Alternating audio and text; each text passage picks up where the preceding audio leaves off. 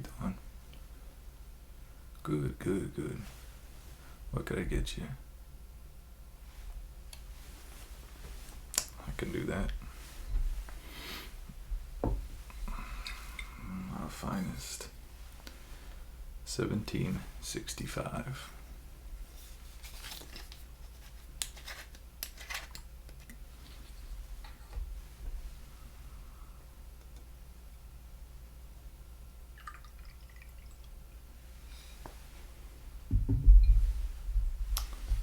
There you go. That's a crowd pleaser, alright. Tell me, what brings you into town? Fantastic. A horse race? Well, you came to the right place. Here at the Saloon, we feature all kinds of games, so I'm sure you are familiar. You're not. Well, we feature many wonderful games such as Five-Finger Fillet, Liar's Dice, and Texas Hold'em. Yes, I know we're not in Texas. It's the name of the game. Oh yes, well, I was actually pretty good at it once upon a time. Well, let's say what brought me to California was the gold rush. And, well, let's just say that didn't work out. I was able to get a job. Well, some wouldn't necessarily consider that a gainful employment, but I got a job dealing at a Texas Hold'em table. Yes, in fact, there's a game going on right over there. You know what? Here's an idea. If you've never heard of these games, why don't I show you those so that you could truly enjoy your time here at the Saloon? You do have money, right? Oh, that's good. I tell you what, the more you drink, the more relaxed you get, the easier it will be to bluff through these games. Why don't you say one more shot of our finest bourbon, and I'll show you how to play a proper game. Deal?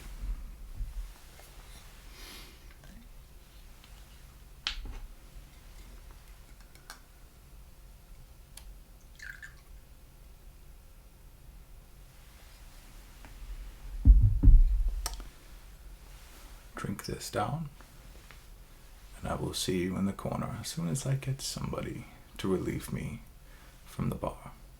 Here you go. Okay, so the first thing that you're gonna want to do is get yourself a deck of cards, right? Always very important, and you know what? Just for good measure, it never hurts to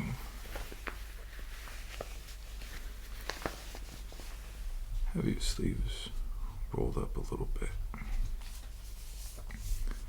This is a typical deck of cards. Nothing special about it.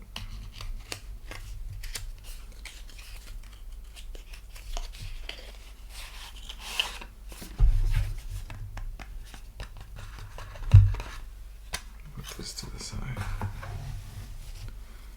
You'll see all these cards are same back, same front, no tricks. I guess I should do it like that, huh?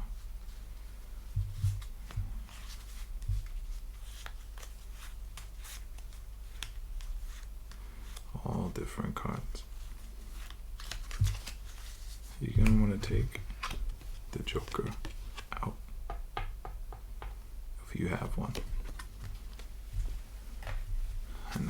you have left with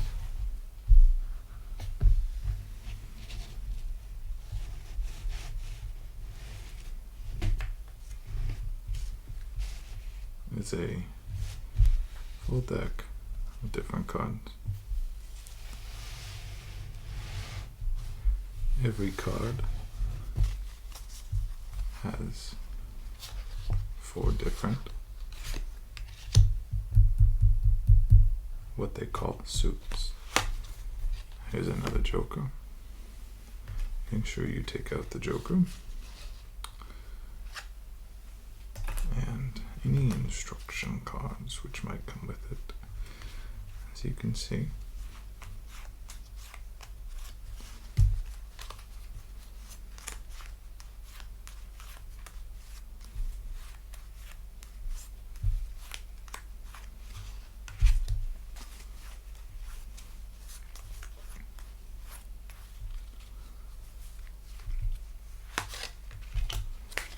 every single card has 4 different suits: the hearts, the clubs, the diamonds, and the spades. Your goal playing Texas Hold'em is to find your matches. If you have 2 cards, well, then you have a pair. If you have 3 cards, now you have 3 of a kind. And if you have 4, very unusual, but then you have 4 of a kind. This can also be applied, say you have a pair of 8s, and you also have a pair of 2s. You have a pair of 8s and a pair of 2s. You have 2 pairs, and if somebody that you're playing only has 1 pair, your 2 pairs beats it. If the person that you're playing only has a pair of 2s, but you have a pair of 3s, congratulations, you just won. If you have a pair of 3s over a pair of whatever, then you have what's called a full house. Let's say that you just have a pair and the other person has a pair. Who wins? It's the person with the highest number. In this case, it would be the 8s over the 2s. Now, if you have 5 cards, 6, 7, 8, 9, and 10, that is called a straight. That beats out most things as well.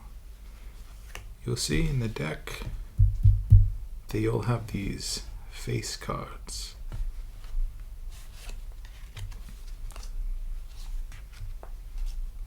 Well, you have the Jack, the Queen, the King, and the Ace. Your Ace is typically your highest card. King is your second, Queen is your third, Jack is your 4th highest card. If you have a 10, Jack, Queen, King, Ace, then you have a straight to the Ace. And if all of your cards are the same suit, say they're all clubs, 10, Jack, Queen, King, Ace, well then you have a royal flush, and nothing can beat a royal flush. Are you confused yet? Oops. Well, don't be confused. Don't worry, it's not that difficult. This is a deck that's been used, but whenever you get a new deck, everything will be 2, through king and ace, same suit. The next one, 2 through ace, same suit. So you'll have to shuffle it up well. There's a couple different ways to shuffle. You can either start like this, pull off a couple of cards, and do this.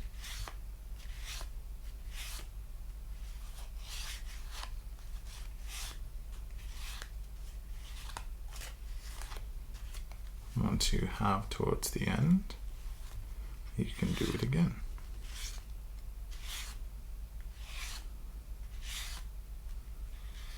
Essentially mixing up the deck.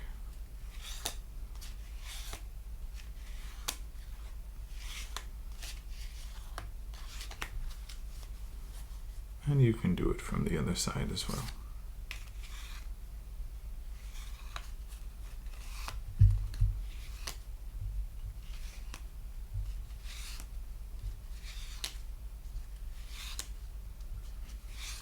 Just like that.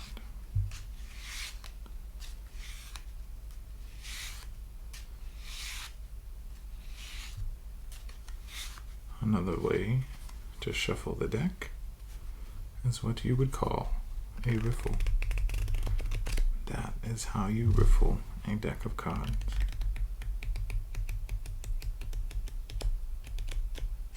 Just like that.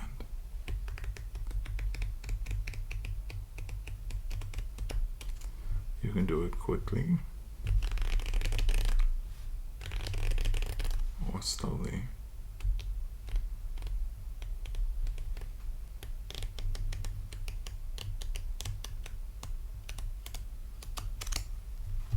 How you do this in a shuffle is you're going to riffle it to about the middle of the deck. You're going to take the deck, square it off like this. And now there's a couple different ways you can do this. You can match up the corners like this and riffle it down and then swoosh it together, which, as you can see, I did not do a good job of. It's a little harder explaining it as you go, and it's a little bit harder with a new deck. There we go.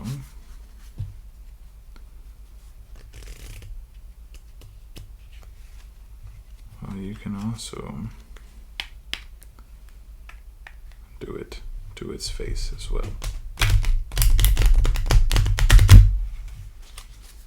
Then, of course, if all else fails, you can always spread out your cards like this. Spread them in all different directions.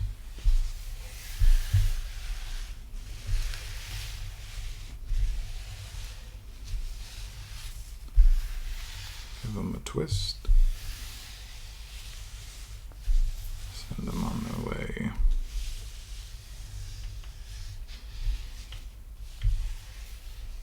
Then when you're ready,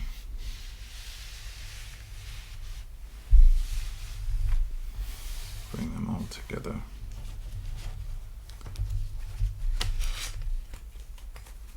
Straighten them as much you can.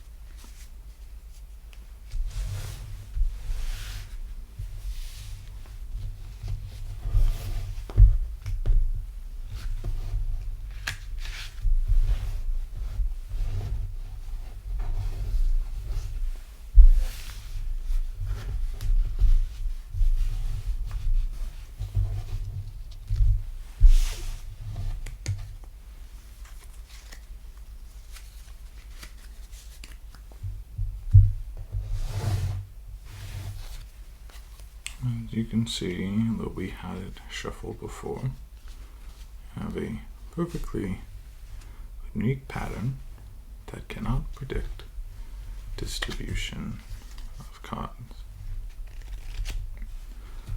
Now, to start off with, as a newcomer, the dealer might ask you to cut the deck. If that is the case, the dealer will put the cards in front of you, tell you to cut the deck. What you will do, take half the deck, take the other half and put it on top. Sometimes the dealer will do what you would call a burn. When you have a burn, you take this top card, which just so happens to be Queen of Clubs in this case, and you discard it. All to try to stop card counting and cheating. And deal away from myself. There's your card. And this is my card here. That's your card. And there's my card.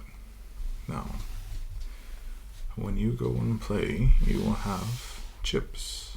Right now, we are just learning, so there's no reason for a bet among friends, of course. What you're going to do is you're going to look at your cards. I will show you your cards without looking at them myself. And then I will, in turn, look at my own. At this point in time, what I'm running through my mind is this a good enough of a start that I would feel comfortable placing a bet and losing money? If my cards are garbage, for instance, well, I'm not too confident in my chances of winning, and I might fold. But before we do all of that, we have the deal. In this case, I will burn another card, and I will flip over one. I will flip over two, and I will flip over three. Now I'm looking at a jack, I'm looking at a 3, and I'm looking at a 9. You're going to look at your cards and see, do either of my two cards here have anything to do with these? Can I make a pair? Can I make something out of it? And sometimes, even when you don't have anything, nobody will have anything. So if you have a high card, for instance a face or an ace, sometimes it's still worth betting and keeping in the game, because you never know what the other person has. If they have nothing but their high card is an 8, then you just won. So take a look at your cards, see if there's anything that you can do with it. At this point in time, would be asking for a raise or a call. If I were to raise, it means I put more money in the pot, and you either fold, meaning you give up, or you call, meaning you match my raise, or you can call, meaning that you match it, and then you can also raise your own and put more money in. Right now, I will call. Let's just say that you call as well. We're going to take this card and burn it.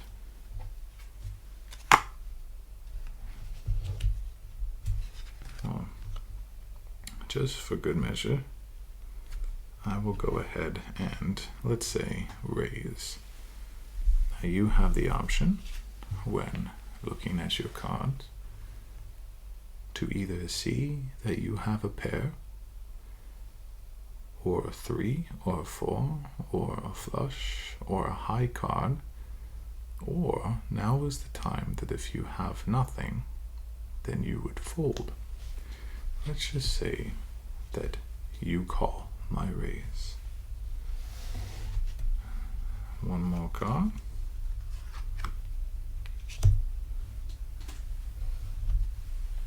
And now I can either raise, call, or fold again. I'll just call. You'll call. And now we'll both show off our cards and see who wins.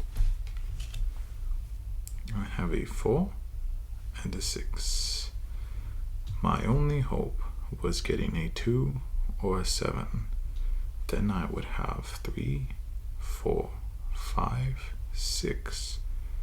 And if I had a 2 or a 7, I would have a straight, which is a very powerful hand. Unfortunately, I didn't have anything, so I have a high card of a 6. Let's take a look at your hand. So your hand, you had a 9 and a 6. You have a pair of 9s, which means that you win and you take the pot. Congratulations, you're beating me already. Let's play another hand, shall we? I will burn the top card. There's 1, 1, 2, 2. Take a look at mine.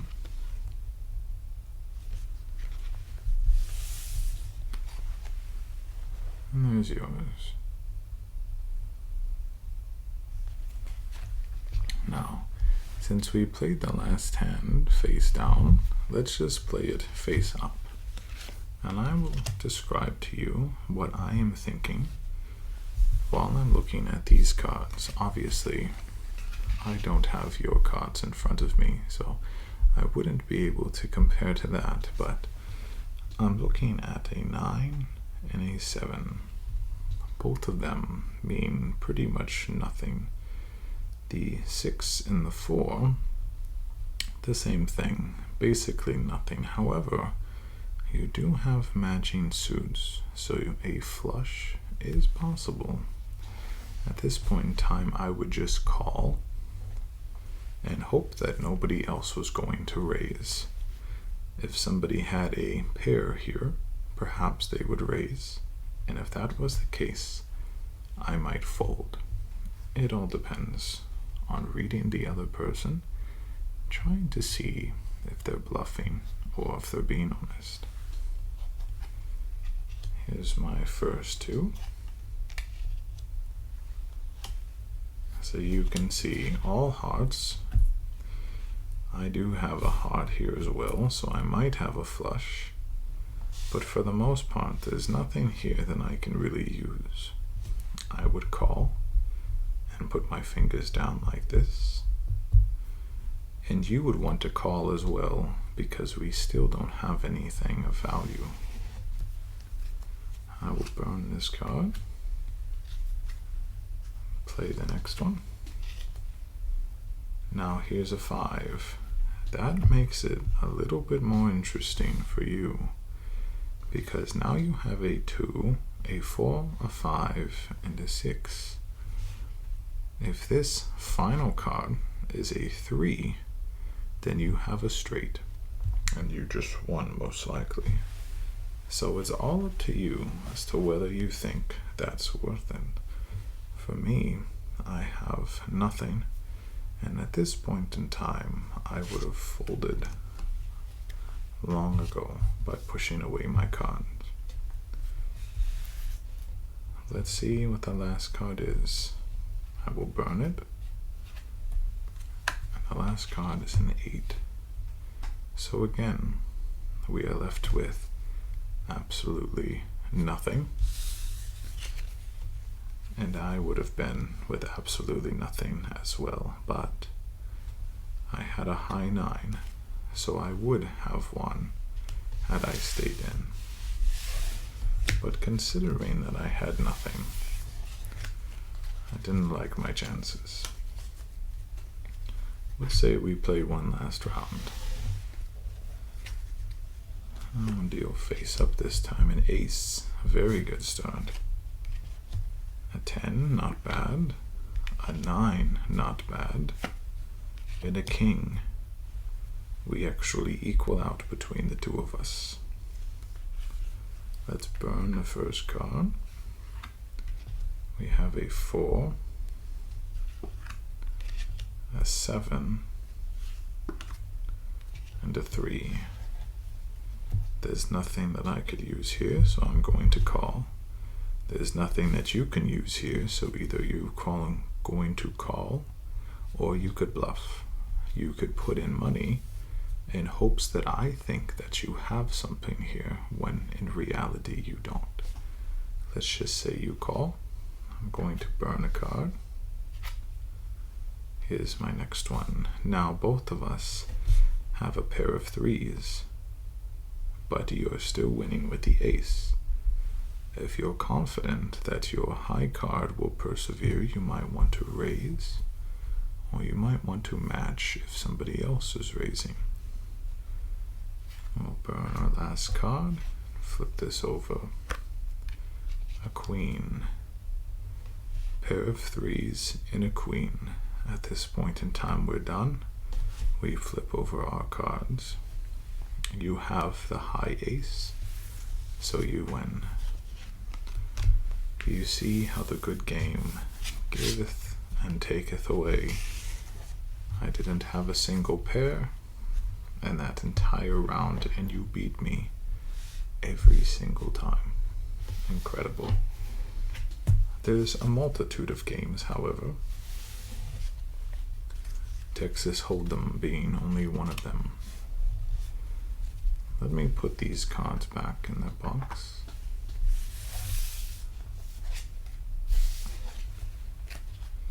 Put the jokers back in. And let me grab another game that you will see in the corner and explain to you the rules of Liar's Dice. Liar's Dice.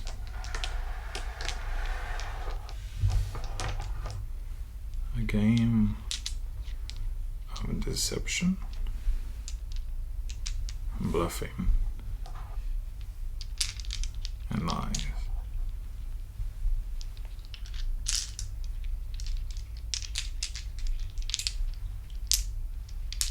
It starts, as you can see, all with the die.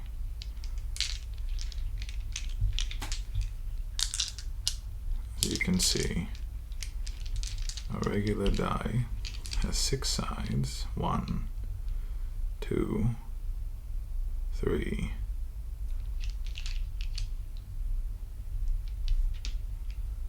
4, 5, and 6. Each one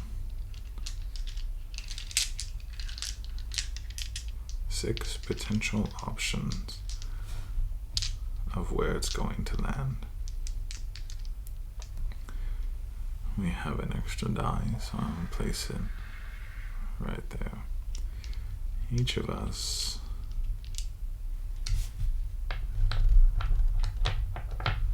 will get 4 die to begin with. Actually, for the sake of simplicity, we will each get 3 and play with an imaginary third. Each of us, 1, 2, 3, 1, 2, 3, 1, 2, 3. Alas, we have cups on the inside felt.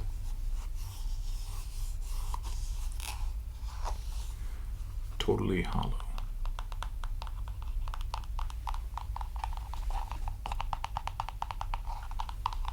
You can see there, leather padding on the sides. both the same. My job is to take my die, put them in the container. Your job is to take your die, put them in the container. And this imaginary third person as well, let's say that he's sitting to my left, would put his in the container as well. Now, just as in Texas Hold'em there is a dealer, the dealer would start by shaking his die as such.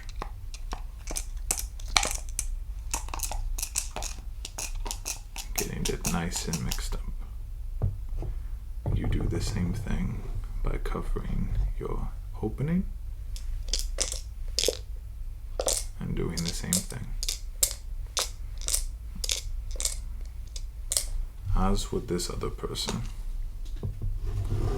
Now, we're going to take our cups and upturn them on the table. Do not let the other person see it.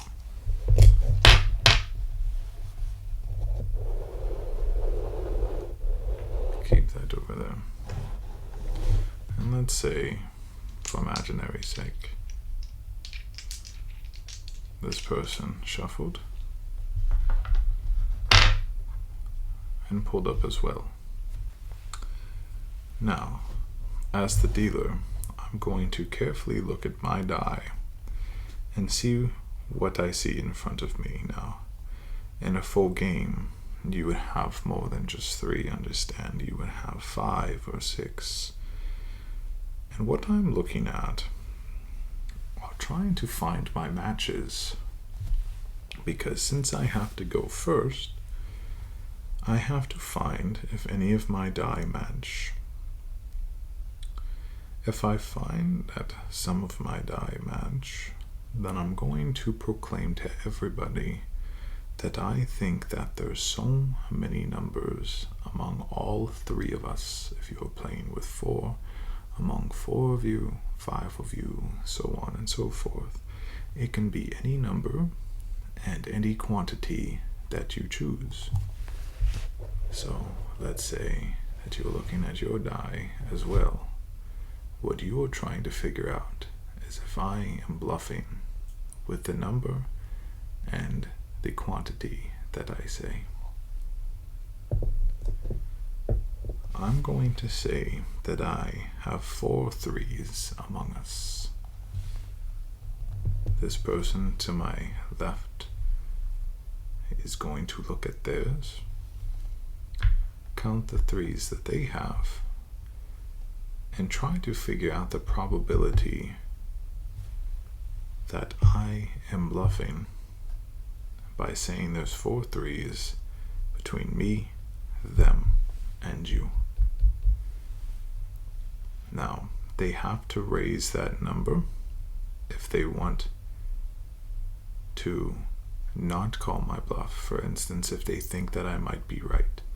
If they had 2 3s on their own, the chances that you have a 3 and I have a 3 at least are pretty good. So they can either say 5 3s, or they can change the number entirely and say 5 1s, 5 2s, 5 3s. Another thing in Liar's Dice is that the 1 is a wild card. So the 1 can count for any number that you want it to. Now, you're going to look at yours. Let's say that this person said 4 1s, or 5 1s, excuse me. Or, let's say that they said 5 3s, because they have, in a sense, 3 3s. Well, you look at yours, and you're going to see, wow, that is a lucky, lucky hand. I have never seen that before, a trio. You're going to look at your hand, see that you have no 3s, and see that the probability that I have 2 out of 3 is slim. So you're going to call his bluff. When you call his bluff, we all show our die. And right now, I am showing 2 threes with my wild one. So you have 5 threes between us, which means that you have lost, and when you lose, you give up a die. So now you only have 2. If you were playing at the beginning like most cases, you would have 5, lose 1, and go down to 4. At the end of my turn, we will put our die back in our cups. We will shuffle again.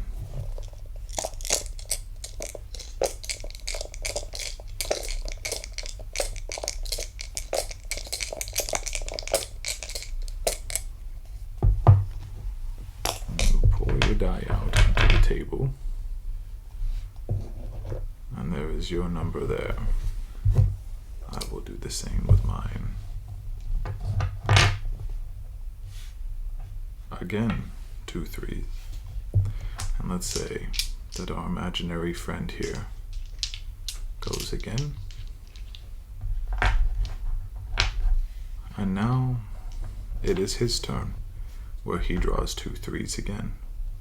Let's say that he starts off the bidding low and says 2 threes. Well, you have a 3 right there, so you know that if he has 1, or if I have 1, then you lose. So you will say 3 threes. I see that I have 2. I think that the possibility is that there's probably more on the table, so I will say 4 threes. And then this person next to me will see 2 threes, maybe not feel good about that, and once again say 5 threes. At this point in time, you've learned your lesson, because you called on 5 threes last time and were wrong. So now you change it up and you say 6 threes. In essence, you are now lying to me and to him, trying to bluff and say that you have more 3s than you actually do. At this point in time, I know that that possibility is slim. So I call your bluff, we match the 3s. I have 2, he has 2, and you have 1. That is 5 threes, and again, you would lose if that would be the case. This is the game of Liar's Dice. Make sense? Let's do one more round.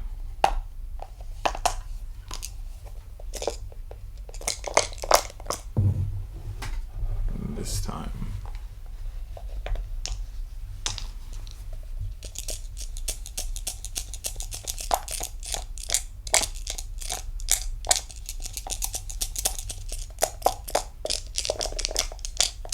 I will allow you to be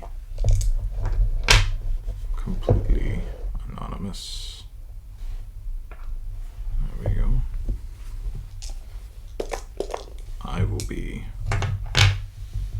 completely anonymous.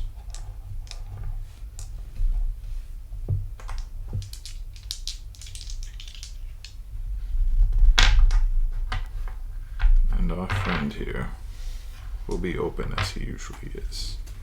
Now, it is your turn. What is your bluff, friend?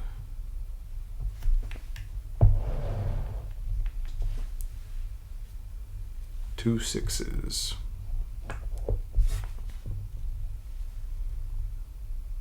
I will say 3 6s.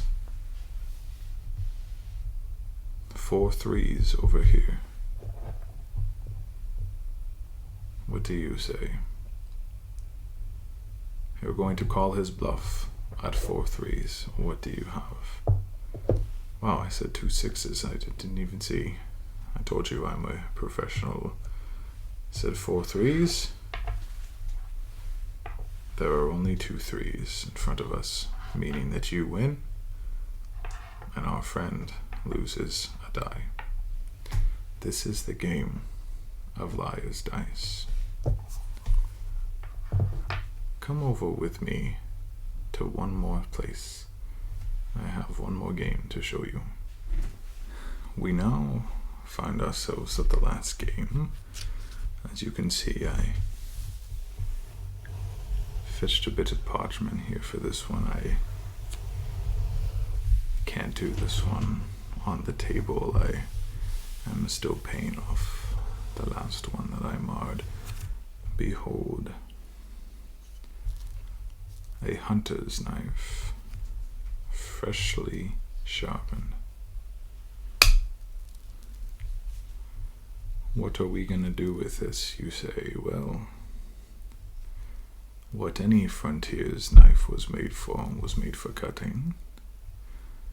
It was made for stabbing. Freshly sharpened.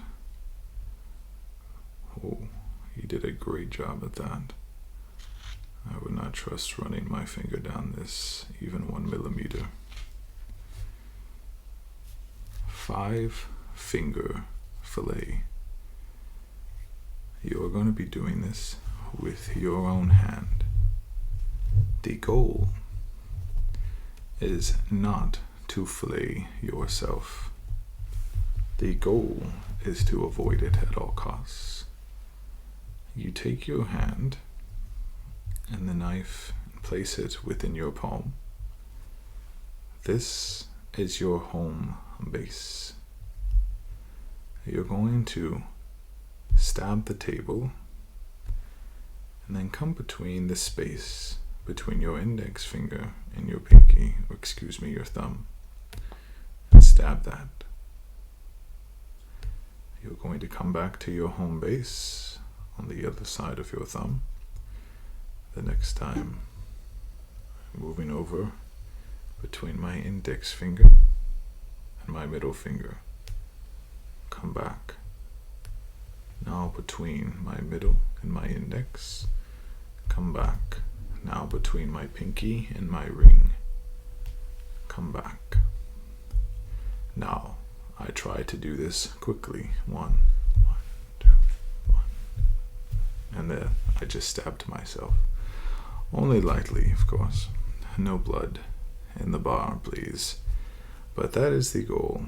The goal is to go from 1, 2, 1, 3, 1, 4, 1, 5. There is a way that people cheat at this, that they spread their fingers wide, and when they come here, they keep it so far out that they would never in a million years touch their fingers. Do not allow yourself to get cheated.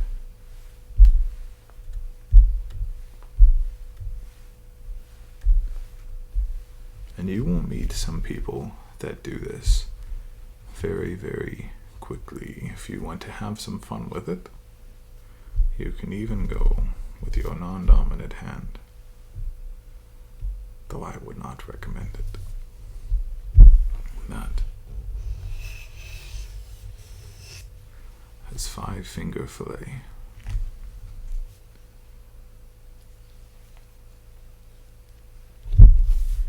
As you see, friend, a myriad of fun and exciting adventures await you here in the saloon. I have given you a start, but it is now up to you to go the rest of the way. I believe in you. I'm going to go back to attending my bar once again. But good luck.